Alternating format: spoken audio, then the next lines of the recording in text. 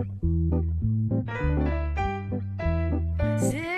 starts and chocolate flakes. Cheers! Fresh Cheers! ingredients, love is the end. Nourish your body, feel so fine. Healthy living every time. Welcome to Dancing in the Kitchen, a cooking show with a twist. I'm Hannah Romanowsky, and on this show, we inspire you to nourish yourself inside and out through music, dance, and healthy food. Healthy food provides nourishment for the body, and art, music, dance, culture, community, traditions, they supply nourishment to the soul. Today, we are going to be talking about a very special tradition that honors and celebrates our beloveds who have passed. That is the Day of the Dead, or Dia de los Muertos.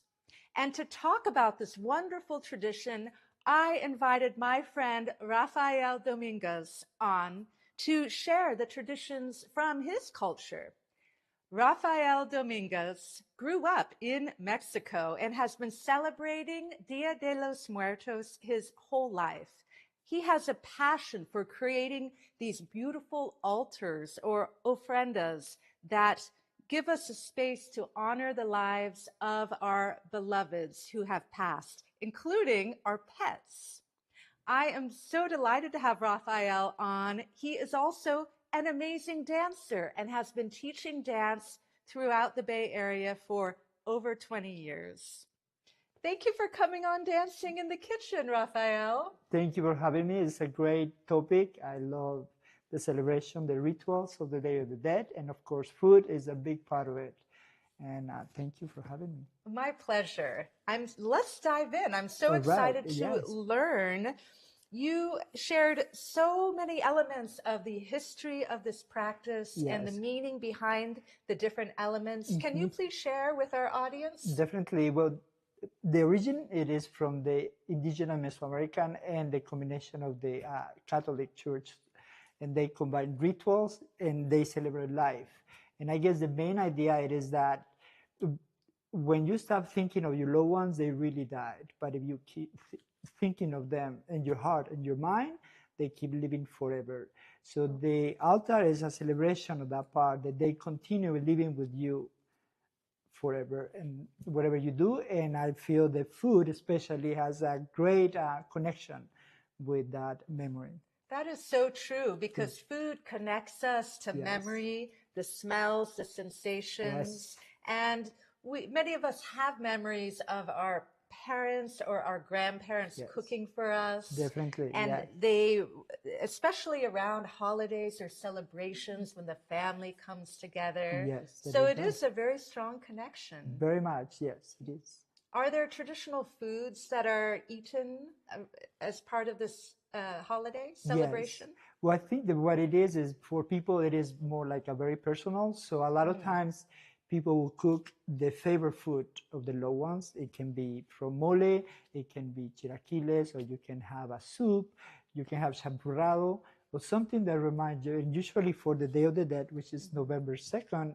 they will put a little food on their altars, like this one, just to commemorate the essence. So the idea is they come and they take the essence of the food. But also it is important for us because we are taking the moment to cook and prepare something thinking of them. Yes. So that to me, it is that connection when you are constantly having them with you and the essence on the spirit. It's a way to feel love and express love. And definitely. that food is infused with their love that they had also for you. Yes, it is. Oh, that's beautiful. Thank you. And so tell me about the different elements that we have here. Yeah, so for this one is a very personal in my case.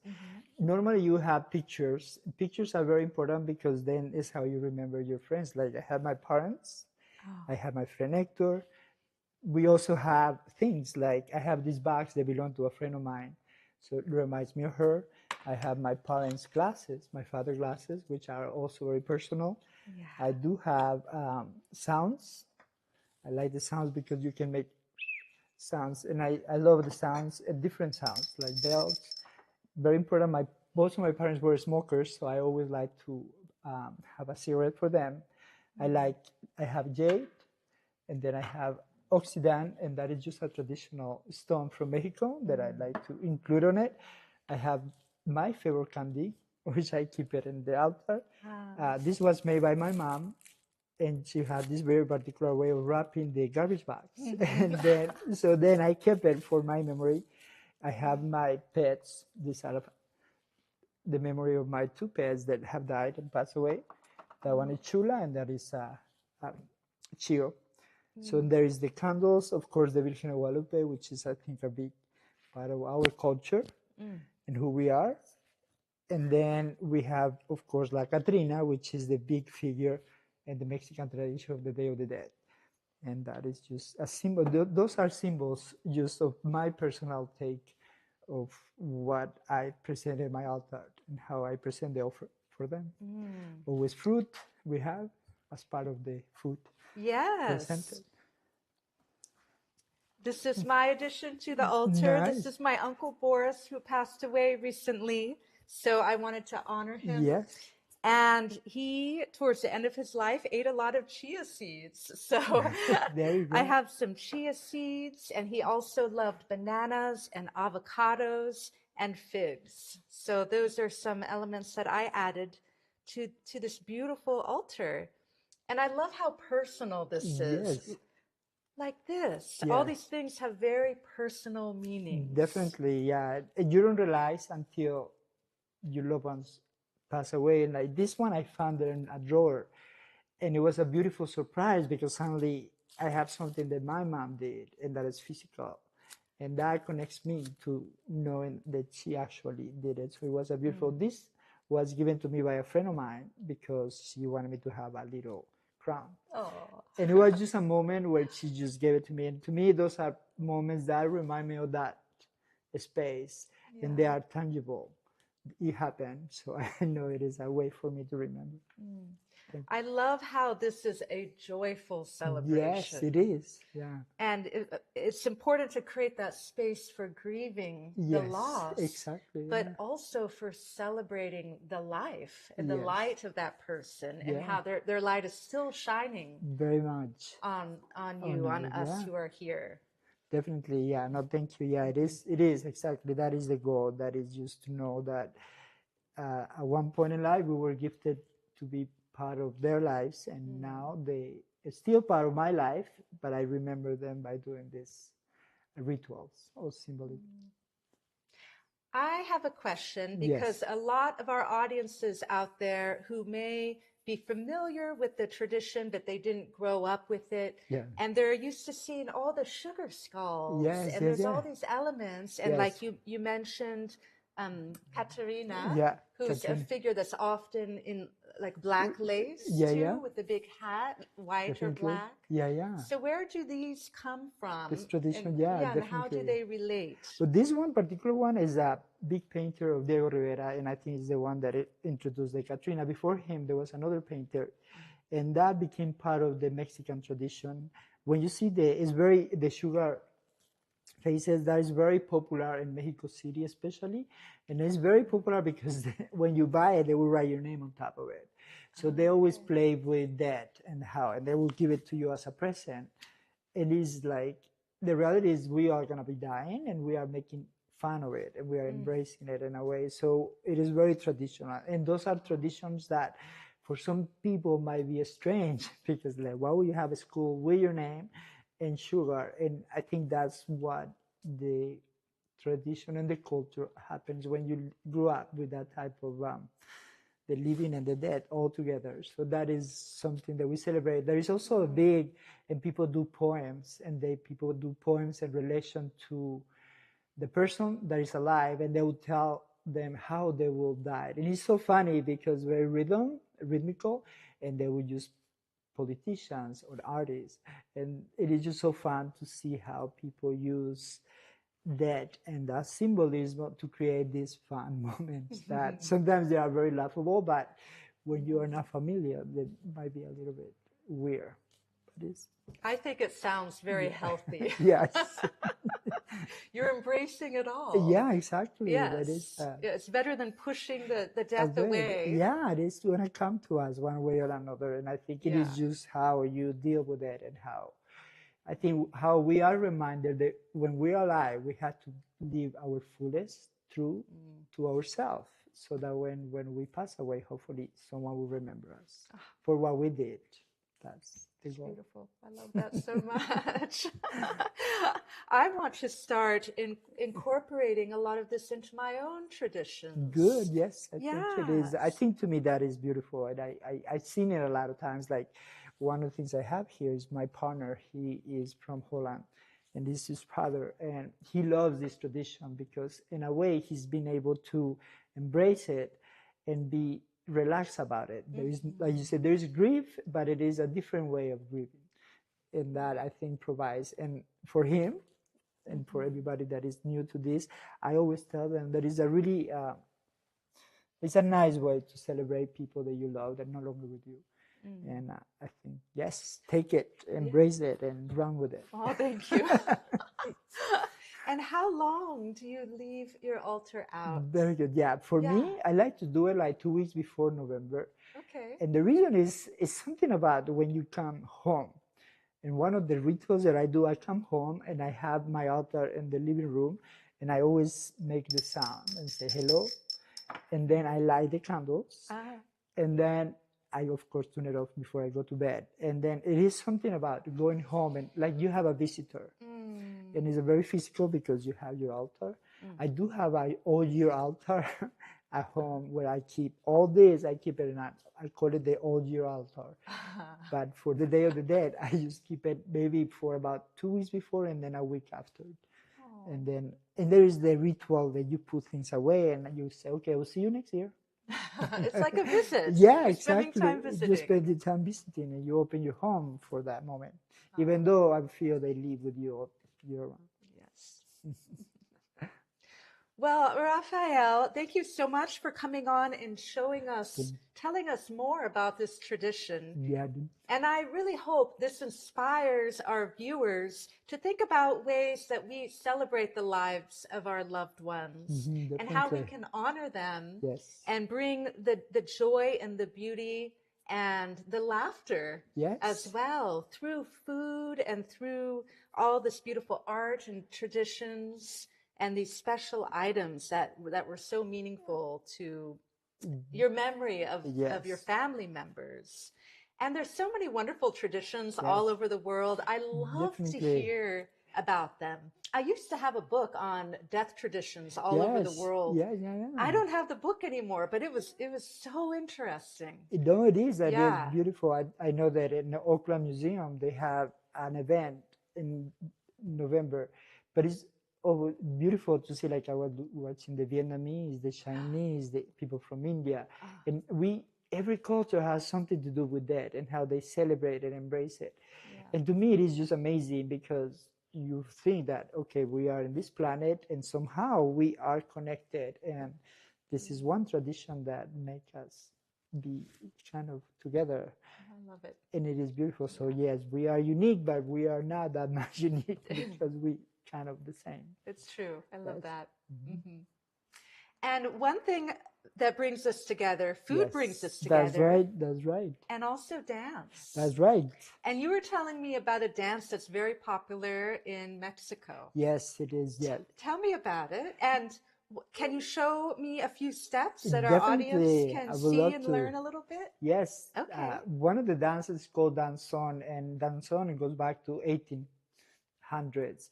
It came from Cuba, but then I think Mexico adopted it. And right now it's such a big dance, and I love it because you can see it from very young generations, older generations. They do it in parks, at schools. The music is really fun, and it is just I just love that tradition, and I hope that one day you get to dance it. It's very simple. It is a box. Literally, you dance, and the idea is in a box because you will step forward, and then you will go side, and then you close your feet, and then you step back with your right, side with your left, and you close your feet. So it will be forward, side, close, back, side, close, and forward, side, close, side. And then you can rotate. Yes, you can go around. I call it around the world. Oh. Back and side, and then we go the other corner, and then we just change. And this one, a lot of people mention that, you know, the bricks on the floor, a lot of you dance it within 4 bricks. So that is And 4 bricks. 4 bricks. Okay. So you have to keep it nice and short. Of course, Yeah. there are more complex steps, Mm-hmm. but one of the big thing about the dance is like you need to be very small because people are dancing and on the streets, on the park. So it's okay, you choose your bricks and you dance within those 4 bricks. These are my bricks. That's I'm dancing right. on these This bricks. is where I'm dancing about it. So that is a really fun dance. And is this a partner dance? Yes, a partner dance. All right. Yes. And nowadays it has a lot of steps. Sometimes they even incorporate fans when they dance because there's the whole idea of how you. So it has a really fun action, when you dance, and also how you move with the woman and how you dance and how you lead it. So it has a beautiful, and the orchestration, if you listen, you can just listen to the music. It's beautiful, and it's so different types of music. Even classical music is being done through danzón. So I will recommend everyone that used to go try to do some search about danzón and music, and you'll see that it is a beautiful tradition and an amazing music. Thank you for To sharing fall in love. that. And I love that it's old. It's been around for a while. It is and for a long there's time. like a resurgence coming up. Very much. I've seen beautiful. like a school that sometimes they do, physical education and a school for kids, and that is part of the physical education. It's amazing to see these young kids dancing, socially dancing, and learning how to dance together, be together. It's so important because if you can dance together, you can communicate. Exactly, You socially. learn empathy. You learn how to connect. You learn how to read emotions, how to read body language. Very much. So important. Very much, yes. Yes. And make great friends. And you make good friends, indeed. Mm-hmm. And Rafael, if people want to learn to dance from you, how can they do that? Well, I am based in the Bay Area in San Francisco. I teach all the rhythms. I teach social dances, but I also teach ballroom dances, Latin American style, Argentine tango, a little bit of everything. So yes, if you want to experience like danzón and what it's like to dance that type of rhythm, I can definitely show you how to do it. Well, there you go. Rafael, thank you for coming on Dancing in the Kitchen. It was so fun to have you here. Thank you very much. Thank you for allowing me to share my culture with you. And thank you for this beautiful moment to celebrate food and celebrate the people we love. Yes. Indeed. And dancing.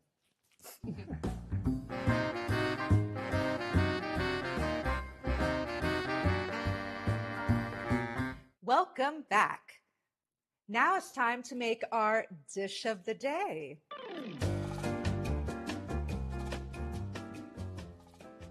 I asked Rafael what is a favorite dish from his culture that brings back a lot of fond memories. And he said it's a traditional Mexican dish that's often a breakfast meal called chilaquiles. Chilaquiles actually has very ancient origins in Mesoamerican culture. The Aztecs relied on corn as part of their traditional meal and sustenance. And this was a dish that used stale tortillas. How efficient. So if you have stale tortillas or corn chips, tortilla chips, this is a great way to use up those ingredients. Chilaquiles means chili and greens. And basically, it's the fried stale tortillas or corn chips that are in a broth. And the broth could be a salsa verde, a green sauce, or it could be mole. It could be a red sauce, tomato-based, which is what we're doing today. There are many variations of this dish, regional throughout Mexico and also outside of Mexico. So you adapt this dish according to your own tastes and preferences. So first, we are going to make our sauce. And I'm going to show you the ingredients that you will use. You're using Roma tomatoes, a white onion, serrano chili pepper, and garlic. You're also going to need some salt and pepper and a little oil. You're going to quarter your tomatoes and use a clove of garlic, a quarter of a white onion, and you're going to cook it with the serrano chili pepper. If you don't want a lot of heat, make sure to take out all the seeds and the pith on the inside. That is really up to you. If you would like the exact measurements for these ingredients, please visit us on Patreon at Dance and Dish to find this recipe, as well as all the recipes that we use on Dancing in the Kitchen. So after you chop these up, put them in the pot, you are going to cook it down for about 20 minutes, simmer it, then blend it up, transfer it to a blender after it cools a little bit, blend it up, put it back in the pot, and cook it a little more until it thickens. You want to add some oil because tomatoes have an antioxidant in them that's very powerful, great for our immune system, great for cancer prevention, and that is called lycopene. There is more lycopene released in cooked foods. So any foods that have red, like tomatoes or watermelon, have lycopene. Really good to protect ourselves from dietary disease. You cook your red foods, there's more lycopene released. When you add a little bit of oil, because this is a fat-soluble nutrient, then it's more bioavailable. And this is a sauce that you can use for many different dishes. I already blended it, and it's still hot. So now what you do is you add your chips. You want to add them until they're nice and coated. You don't want the chips to be soggy. That's what you want to avoid. So the staler, the better. And then transfer it to your plate.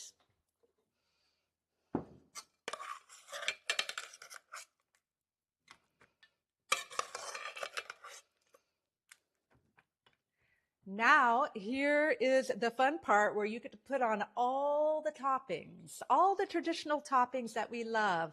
We have sour cream, and today I have a vegan sour cream, avocado. You can squeeze lime, put on lime zest, cilantro. We have salsa. We have black beans. You could also do shredded chicken or pork if that's your thing. I do have a wonderful Mexican spiced shredded chicken recipe on Patreon at Dance and Dish. You can go find it there. Or you could use beans. You could also add a fried egg or a scrambled egg. So make it your own. Today we're going to be adding jicama.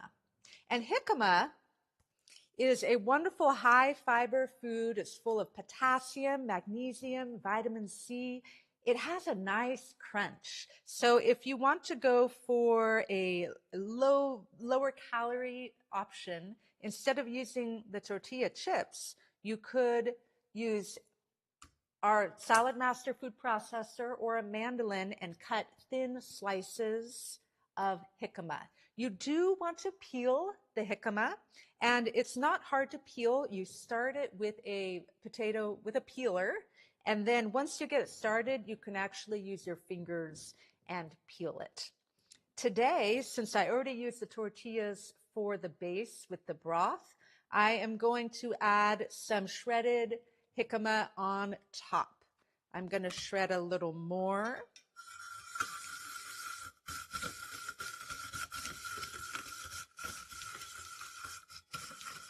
And that's going to give it a nice crunch and provide us with some really good dietary fiber. So now we will assemble. Of course, black beans, legumes, important to have in your diet every day. It's the most high fiber food you could be eating, and we all need more fiber. And then I'm going to add some of the jicama, some salsa, some avocado. Oopsies. Well, why not have more, right? And some cilantro. Oh, this is so lovely. And this is such an easy dish to make. We're all about easy, right? Yes. And voila. There you go, chilaquiles, traditional Mexican breakfast dish using stale tortillas. Buen provecho. Thank you for joining us on Dancing in the Kitchen. I hope this episode inspired you to think about ways that we can celebrate and honor the lives of our loved ones who have passed with joy and fond memories, and bring beauty and art and music into the celebration to honor our relatives. I'm curious, what are some traditions in your family or your culture around honoring the dead, or around the Day of the Dead or Halloween? We would love to hear from you. Please share at Dance and Dish on social. I hope you enjoyed this lovely traditional Mexican dish that goes all the way back to Aztec times. Join us next week when a certain favorite nanny might fly in on her umbrella and sing us a little tune called A Spoonful of Sugar, or not. You don't want to miss this episode where our supercalifragilistic guest shares her favorite healthy whole food dessert recipes. No added sugar. See you then. Until then, keep dancing in your kitchen. Healthy living made easy. We cook it up and keep it breezy. From your kitchen to your plate, good vibes get away. Healthy living made easy. Taste the joy, it's all so cheesy. Want to learn more about products featured on Dancing in the Kitchen? Visit danceanddish.com to get in touch, or join the Dance and Dish community on Patreon for behind-the-scenes content and exclusive details